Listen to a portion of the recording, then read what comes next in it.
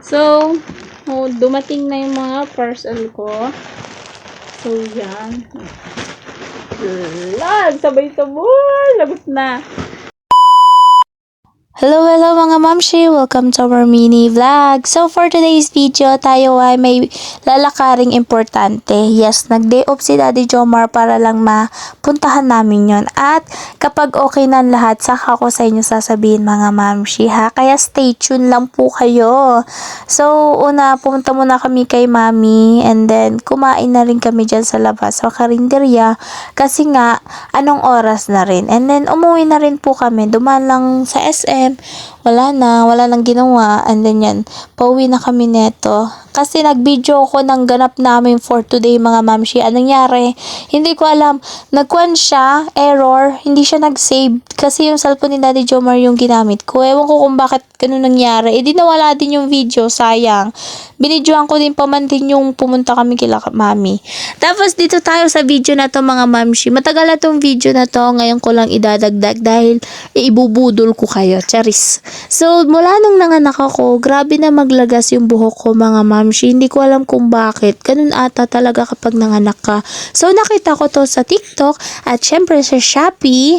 Ilalagay ko yung link at sa Yellow Basket. Isang ginger shampoo siya. Napaka-effective neto na magpakapal ng buhok. Tapos kung maglalagas siya, malilesin niya. Kaya yan talagang nagpabudol ako mga mamshi kasi kawawa na yung kwan ko, yung buhok ko. Alam nyo ba yung tipong oops, ay sorry anak, sorry. Ayun na. Wait lang po ha. Hindi ko na i-edit. Ang nakailang edit na ako eh.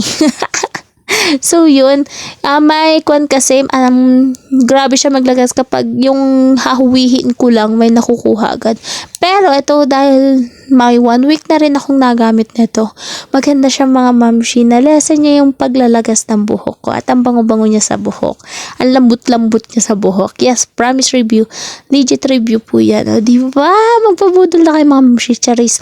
Tapos kasama dun sa order is yung chinelas ni Daddy Jomar. Slipper niya na gagamitin niya sa work. Kailangan niya kasi ito dahil nga chinelas lang siya talaga as in talaga. Kaya yan, binilhan ko siya neto.